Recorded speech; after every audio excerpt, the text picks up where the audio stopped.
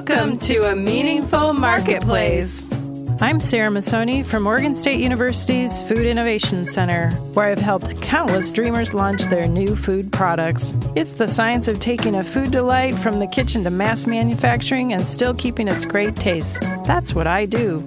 I've been called the woman with the $1 million palate, although I haven't tried to cash that check yet. Listen in weekly for real-life stories.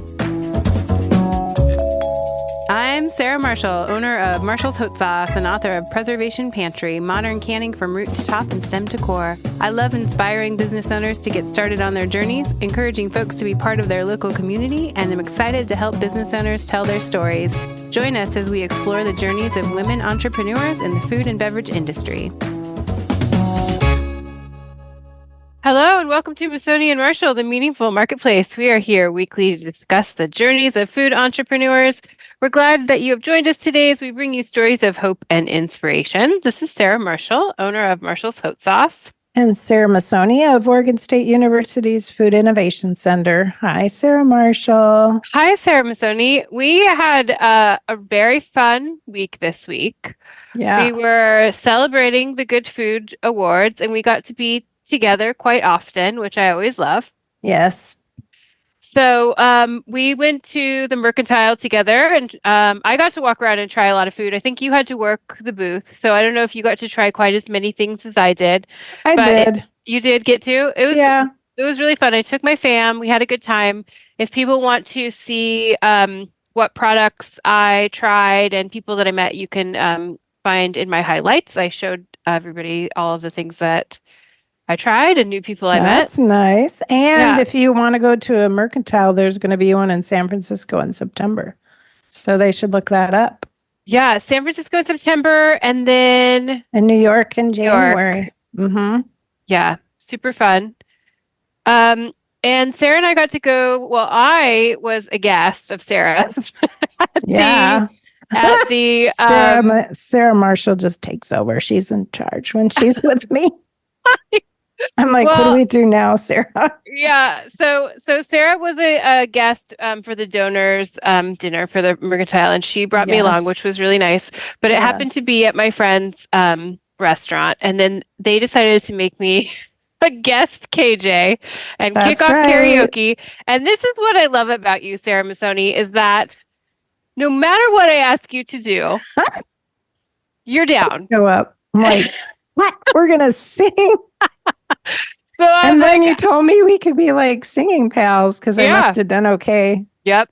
So I said, well, I'll go ahead, Peter, and I'll be your guest, KJ. But I have a feeling that people are going to leave when karaoke starts because maybe he did it on purpose. Yeah, he did. He was like, my staff was stoked. So Sarah and I kicked off karaoke, and everybody left because nobody wanted to sing karaoke in front of their Nobody wanted to be bosses. next. They didn't want to be next. But we did a great job. We had fun. You did. Thank you for always saying yes. Everybody videotaped us and took pictures of us. It's true. It's true. I'm not afraid. It's all right.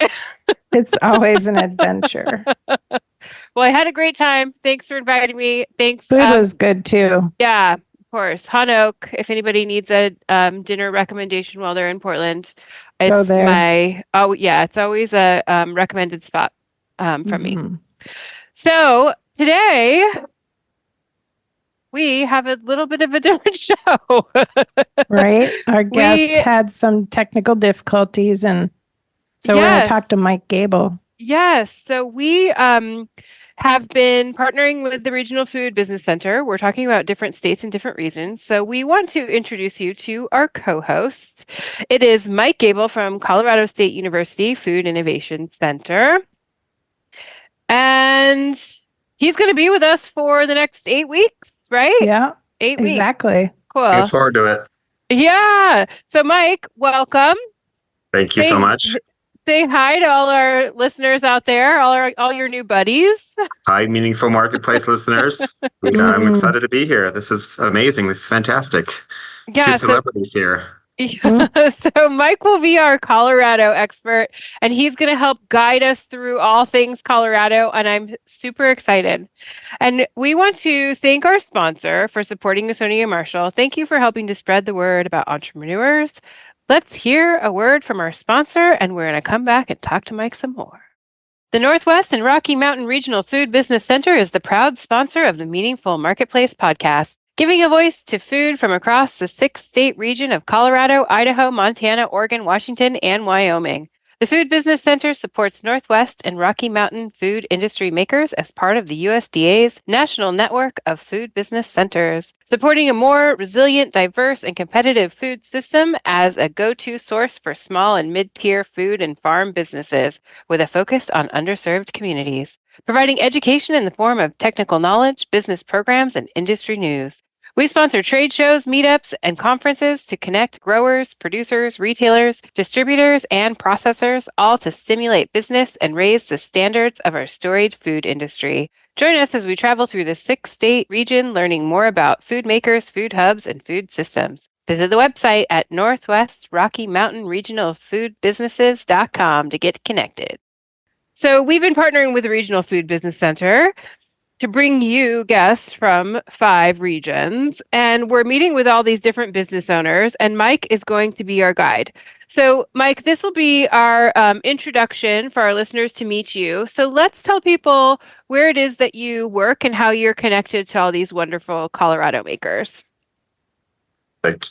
I run our Food Innovation Center here at CSU Spur. And so Spur is actually a brand new campus. And let me give a little bit of background of what Spur is. Our chancellor had a vision probably about 10 years ago to design a place that's not necessarily a college campus, not a higher education platform, but a place in which different potential college students, so we're talking K through 12 audiences, can come and experience the day in the life of a food scientist or a vet or a water conservationist. And so the campus was actually set up to have 3 different big themes. One was food and ag, one was human and animal health, and one was water and water conservation. And so within Spur, these are buildings that are open to the public. We mostly see a lot of K through 12 groups coming through, and all of our programs, all the different things that exist here. So a bunch of service providers, different laboratories. We have a water analysis lab, a plant diagnostic lab. Our Food Innovation Center is all behind glass to give these students or these different visitors an experience in looking behind the veil and looking into the life of different scientists or different researchers. And so there's a lot of different elements throughout Spur. There's some elements of what you might see in like a science museums, different displays and interactive, different type of activities. Thanks. And one of that is we're super excited that, we were able to design a Food Innovation Center very closely based off of Oregon State's Food Innovation Center, where Sarah is. And so within that... Yours is only like 5 times bigger than ours. Oh, I don't know if that. Yes. So what we have here is a big commercial kitchen that's meant to serve a lot of different purposes. Number one, kind of programming for the public. It's that beautiful. Could be, different school groups coming through, or extension classes, nutrition classes that kind of sit in a kitchen space, a space for events. We've had like a Top Chef event with Hispanic Restaurant Association here, which has been amazing. 6 teams kind of going head to head. And so just being behind glass and having the cameras kind of set up, you can kind of look into the lobby, have a nice formal kind of reception outside, and then the chefs inside going to town.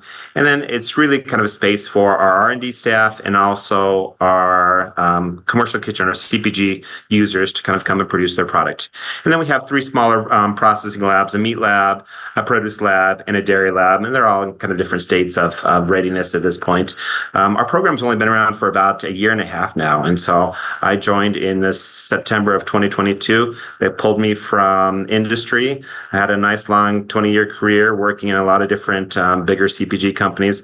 Barilla, the pasta company, I was there for about 12 years, working in their Chicago office, but also oversees their headquarters in Parma, Italy. And before that was with the Conagra Foods in Omaha, Nebraska, working in their Healthy Choice line. And before that was probably my favorite job, working frozen Mexican. It was my kickoff job, and it was just great. I juggled about a dozen different projects at a time, but it was just kind of fun to be in that kind of world. And so this is what brought me here. And so it's been a big change. It's been great to be here to work with a lot of different entrepreneurs and get into that spirit of entrepreneurship. Sarah Masoni, have you been there? Have you been to the campus? You I have? went there last fall. The Regional Food Business Center had a retreat there in the Animal Science Building, which is Yeah. really cool. It's kind of dedicated to Temple Grandin. And they have two veterinary, I guess you call them operating theaters. And you can stand and watch the cats getting fixed and the dogs having tennis balls removed from their stomach. That's what dogs do. They eat tennis balls. They do. And then you can watch people learning to ride horseback, and it smells like horses in there, the whole thing. Yeah. You're really in there when you go to that. And the buildings are beautiful. There's also the water building, which is beautiful architecturally. All the buildings are beautiful. And what part of the state are you located in? Because I know Colorado is like so different in all the different areas. So where are you? So CSU's main campus is in northern Colorado, so about an Okay. hour north of Denver. We are right downtown Denver. So I-25 divides us north to south, and I-70 divides us east to west. And so we're right in the northeast corner of that intersection there. And within that, that was kind of where we are positioned right next to National Western Stock Show. So this is one of the bigger stock shows that happens historically for about a century, where they came to buy and sell cattle. And so we've had this partnership with CSU for many years. And this is great because it draws a lot of visitors, especially during the stock show, but even around the full year, there's a lot of different visitors that come into this part of the city. And so they're building brand new buildings that are adjacent to our buildings. And so we're hoping that those 800,000 guests that come during stock show in January will kind of overflow into our buildings and give a little bit more exposure to agriculture and food that is happening in Colorado, along with the other things, that the veterinary medicine and the water aspects. It's cool. Yeah, it sounds like a really fun, exciting place to be. And so you've set up for 8 guests to come on the show. And are they from various regions in Colorado, or are they mostly from the Denver area where you are? So the first couple of guests that we'll talk to are people that are actually utilizing our commissary kitchen. And so these are makers that are in this space that we're just saying, there's a lot of advantage to coming and working at CSU Spur. We're investing equipment, piston fillers, and we have a lot more capabilities, a big steam kettle. We'll talk to Farnoosh next week, and she's really kind of, elated just to have a space. And when she was going from a big, 5-gallon stock pot to like a 40-gallon tilt kettle, I think that really, she speaks to how we've accelerated just her production. And even through the Regional Food Business Center, through Sarah, she was connected when it went out to Fancy Food Show in February. She's going out to New York in June. So she's fantastic. I'll let her tell her story, but it's just been nice to be able to work with her.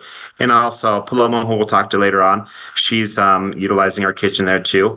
And a few of these other makers, we just have met through different events that we've had. We kind of stole the idea from Oregon State to kind of have a showcase or an expo in which our first time doing that was last September. We had 19 different makers, different brands come, and we just kind of set up a showcase where they could sample and sell their products. We had some time set aside for different distributors or buyers or investors to come and just mix and mingle, give them some mentorship, give them some feedback. And so this was, all of them said that was just a great opportunity. So a lot of them we met through those opportunities. We're going to talk to McKay. She's a child entrepreneur. I think she's 11 right now, or it might be 12. And so she's started something when I think she was 10, or it's been a couple of years ago. And so we're excited to talk to McKay and the things that she's been doing. And she's talking about scaling and just kind of trying to balance work in school, or not work, school and entrepreneurship. And she works very closely with her mother, and she's excited about that, but wants to see what the next step is and how far to push this. And we're going to have Naturally Boulder on too, aren't we, Mike? We are, yes. So Naturally Boulder is fantastic. When we came into this space, our team consists of a couple food scientists, myself, and then our sensory manager. And so in that space, we're scientists, and we come from a background of, being scientists. And even though working in large CPG, you have some of those connections with understanding marketing or sales and distribution, but, always on a periphery. And so really what we wanted to have is a partnership with somebody that knew the business side more. Because a lot of the times you can say, come to us, we'll help you with your technical needs. We'll assist you in, talking to you about water activity or FDA regulations or, formulation or whatever else that is processing, co-packer relationships. But beyond that, your business need is probably what, sinks or, has brand sink or swim, or float or whatever the expression is. Sorry. And within that, Naturally Boulder came to us. We met them through a lot of different events. And they said, this was the OG, the original Naturally. There's a lot of, the Naturallys throughout the network throughout the U.S. now, but this was started up as a support for more natural products in that space. And so to give them a networking, to give them resources and service providers that all come within that package. And so we launched our official partnership end of last year. We said, this is just going to be, we're tied together. So anything that we kind of sponsor together is going to have both those labels of CSU Spur and Naturally Boulder. And we always kind of say, we're not the experts on marketing or sales or channel strategy or anything else. Talk to Naturally Boulder. They have a lot of resources here. And then vice versa. They said, hey, we're not food scientists. We don't have all these different ins and outs of what you need to do to get this FDA ready or go through the regulations. Talk to CSU Spur and their Food Innovation Center. So it's been a great partnership so far. That's and cool. you mentioned that you have a commercial kitchen space there that some of the makers we're going to talk to work out of. Is there like a time limit on how long they can be there making in that space? Oh, no time limits. Actually, it's open. The Denver Public Health has allowed us to actually produce like 24 hours. And so it's great. We have key card access so people can come in there late night. We see Farnoosh. She arrives super early in the morning when she's producing her infused ghee product. And it's just been nice. And so we have one stipulation, just because it is a multi-use purpose kitchen, that we can't have programming. So kids in the kitchen with, other people producing food for sale, which is an obvious stipulation. But we're making it work. We want that to be kind of, super friendly to the community. Again, Spur was kind of built on the backbone of having it be a community center, this anchor institution to draw in different community members. We actually sit in a great space in Denver. Where city of Denver is growing. If you can imagine, I think some of the highest, cost of living here. And because of that, we're kind of situated in between two different neighborhoods that are feeling that gentrification pull. I don't think we have all the answers, but, we really kind of sit to support them. Like, if you live in the 80216 zip code where we are situated, your commissary fees are greatly reduced. They're about half compared to what a normal person from out of the neighborhoods would pay. And there's a lot of different things that we're trying to do to really kind of support them. If we find different preferred caterers in the 80216, we always kind of have those as our preferred caterers, or trying to hire a lot of different people in that area too. It's predominantly Hispanic, mostly renters, lower income. And so even our sensory program, we're trying to build up a little bit with having our taste testers, our panelists come from the 80216. And so marketing that to a little bit more of the larger CPG companies, saying, hey, we have a bilingual program. And so if you want the input from your Hispanic or your Latinx, consumers, we can kind of put together a panel of those consumers and do studies in English and in Spanish. That's a great service. Yeah, super cool to provide. I have a game for you guys. Are you down? Should we take a break first? Sure, we can take a break. Okay, we're going to take a break and we're going to come back and play a game. We'll be right back. Oregon State University's College of Agricultural Sciences and the Food Innovation Center are proud sponsors of Meaningful Marketplace. With a mission to serve all Oregonians, we are committed to giving voice to those whose food and agricultural stories are not always heard. By providing access and opportunity for a more diverse and just food system, because food brings people together. All right, Sarah Marshall, what's this game you have planned for us? Okay, well, I looked up famous foods from Colorado. Woof. And I have a list of the 9 most famous foods. And I would like you guys to each name just 2 and then say if you've tried them, and then I'll tell you the rest. Sound good? think I have one. Okay. What do you got, Mike? The Rocky Mountain oysters. Yes. Okay. Okay. Rocky Mountain oysters was on every list, and Yes, it was the 100%. number one. So, Did you ever eat those? I have never ate it. Can you tell people what Rocky Mountain oysters are, please, Mike? Sarah Marshall, did you eat one? Yeah. You did? Yeah, totally. In Oregon? Colorado. Oh, you were in Colorado and you ate it? Yeah. They are amazing. Deep fried, flayed bull testicles. And so sure are. They are. And Sarah Marshall, you don't look happy about it. No, fine. They were fine. They tasted fine. But here's the thing. Here's what people do that live in Colorado when you go there.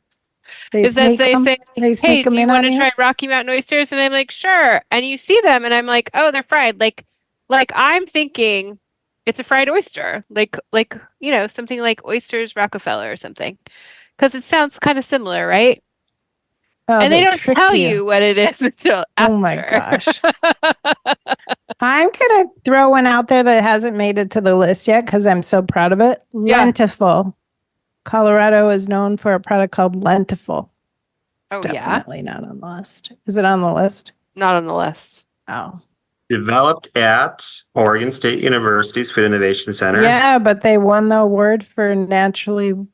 They did. The big pitch competition just happened a couple months ago, and this was great. Ben Bacon is the founder, and and then he went to Expo West, and he won there a Nexty Award. He is fantastic. He's on fire. So we're actually doing with our showcase or our food showcase in September. The day before is our state finals. It's called the Colorado Collision. So Naturally Boulder, and there's another networking nonprofit called Colorado Food Works, and then CSU Spur, and a couple of different organizations. We all pull together and pull as many pitch finalists from the different regions. And so from the west slope of Colorado, from the east, from Denver, and even more the Pueblo area, all around. And so we have around 5 to 7 different finalists. We did this for the first time last year. And so this will be the second year we're doing the state finals for pitch competition. And so Ben will be one of the finalists. And I'm excited to hear from him. He kills it. He is the natural, very charismatic entrepreneur. And so we're excited to see what he brings to the table yet again. That it's really funny that I didn't realize he was from Colorado because I've only seen Ben with the Food Innovation Center. So I always thought he was from Portland. No, he's until from you Colorado. Just said it. I had no idea. And now Mike gets to claim him because he's right there. Yeah, it's great. He is on fire.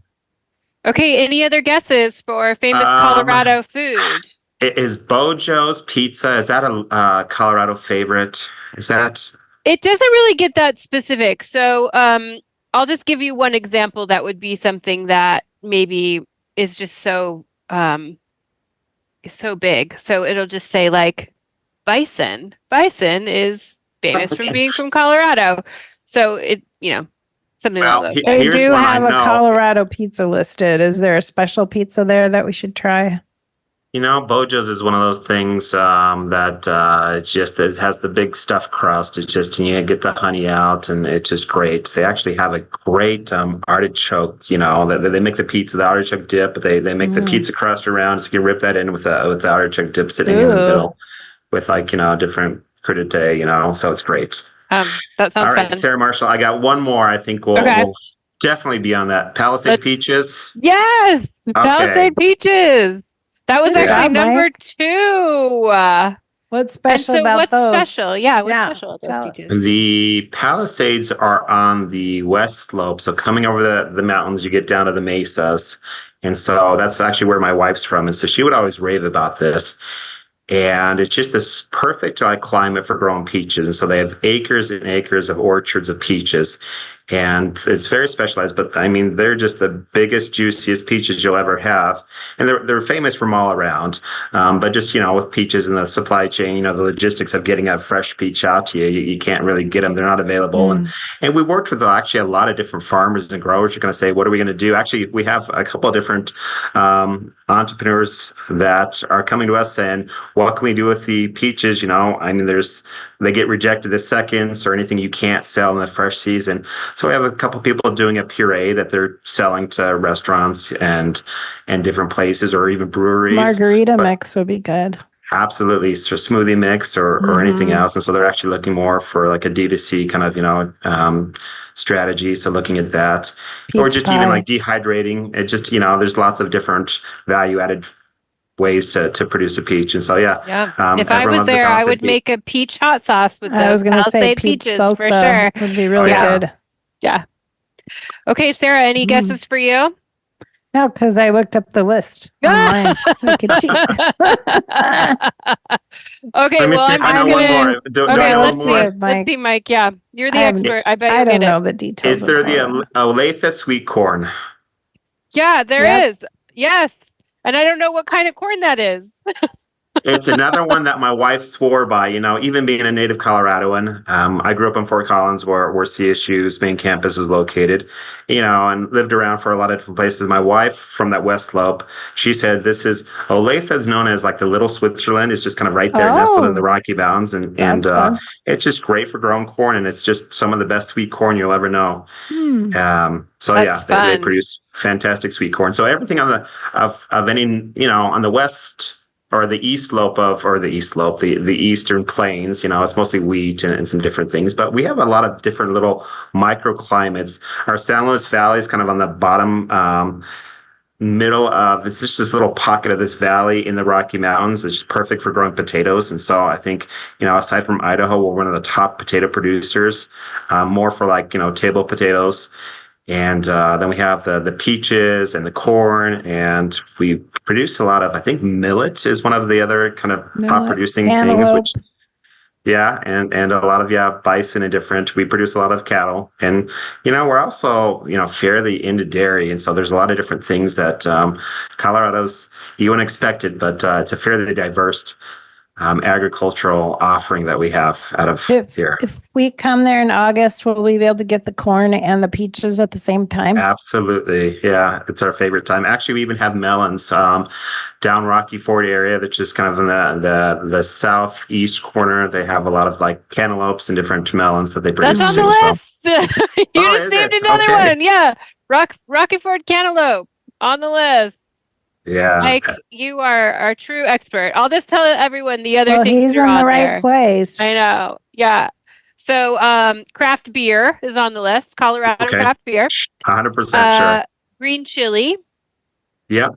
Pueblo green chilies. Yep. Lamb. I told you guys bison, trout. That's all 9.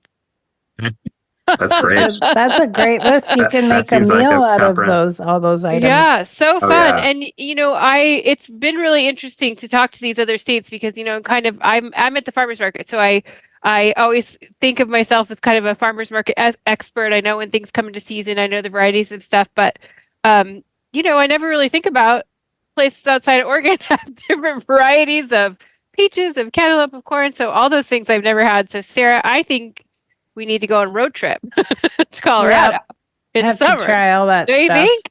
Yeah, it'd be so fun. You are more than welcome to come. We'll show you a good time. We could broadcast live from Colorado State's Burr Center in the Food Innovation Center. Yeah, awesome. Yeah, the Food Innovation Center there sounds really fun. It sounds like you guys are doing cool stuff that I haven't really up on the roof. There's a whole garden, Sarah. Sounds awesome. Yeah, and it's nice too, because what really kind of sets our Food Innovation Center apart, or one of the added benefits, because we kind of do what our main job is to work with different makers, provide that technical support and assistance, and give them a platform. So, but beyond that, just basically because we have so many different visitors coming through there, we can really set it up to be this experience, and start talking to people. During Stock Show, we even said, let's design the Spur signature ice cream flavor. And so, we'll have a batch freezer in our dairy lab. And so saying, what is the name of the flavor? What's in it? How does it relate to CSU Spur? So some of those different things where you get to interact with the different visitors. We have peach, maybe. second Saturday of the month where we open the doors. Usually we're open Monday through Friday, business hours. And so every second Saturday we open it up, all the different programs. And so you can go to the rooftop garden and plant, something to take home. The different vet clinics are doing a lot more, kind of hands-on kind of exhibits.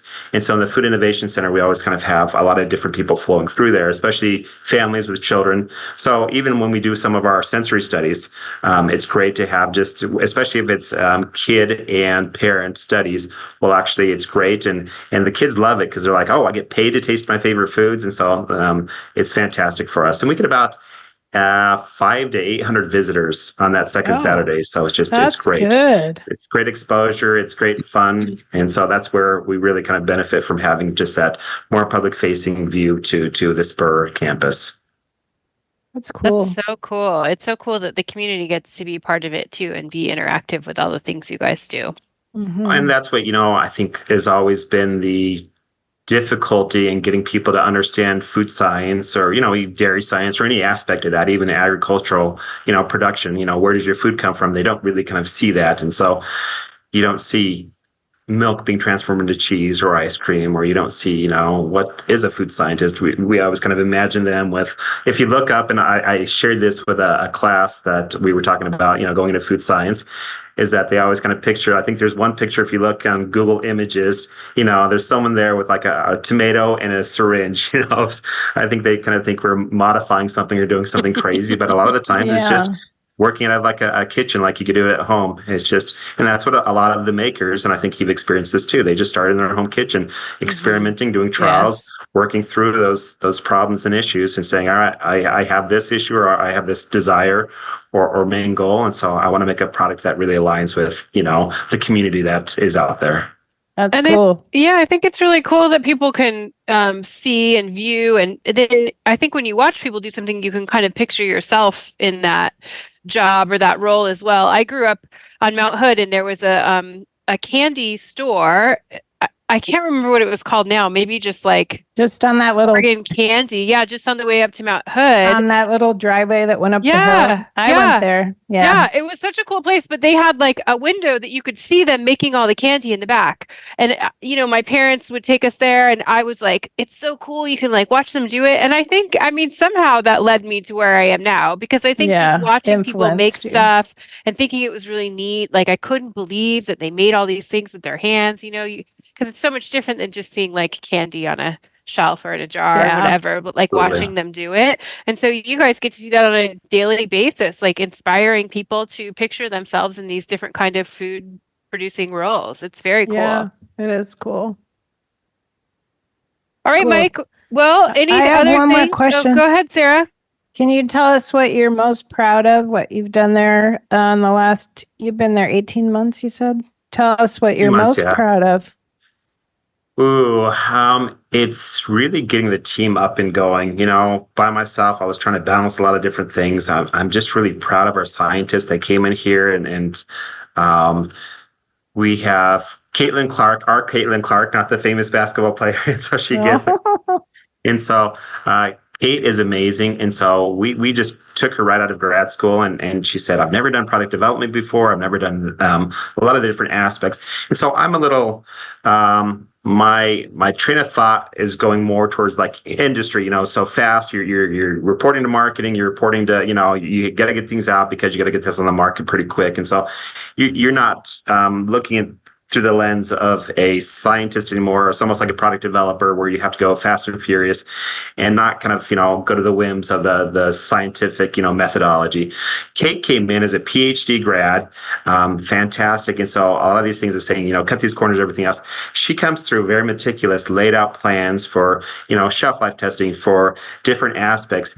And it's really been amazing just to see the amount of detail and work that she's really put into it, and really has taught me a lot about, adding back in that aspect of, researching and scientifically coming to this. She's in the literature a lot more. And I think a lot of times us in the, food product developers and large CPG companies, we're just kind of, throwing things with fits. We have to get onto a timeline. She's taken it very meticulous and going back and just really researching things well. So just proud of that. Just proud of, having a team that's come together. Martha Calvert's our sensory scientist and has been doing a great job too, kind of building up that program. So just seeing a program come together, I think it's been, wondering if it ever truly come together, and just seeing it come together and people coming to us, getting different clients coming on to us, just being able to answer different producers, calls. We get calls from a lot of people saying, I just want to make sure that I'm not going to kill somebody. And I said, oh no, your pH is right, and you're pasteurizing this already, and you're doing this, and just giving that reassurance. No, everything that you're building working on, confidence. Yeah. Oh, 100%. And so just being there to be that resource to a lot of the producers and manufacturers in the state has just been great for us.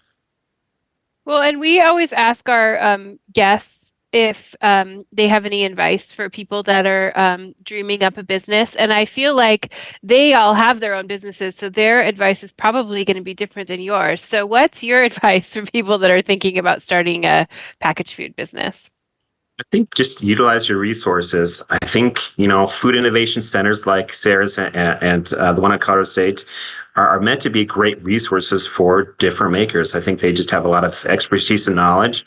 And so they can just kind of take you to the next step, and just, even having a half-hour consultation, even just, spending time with a food scientist really helps to go a long way.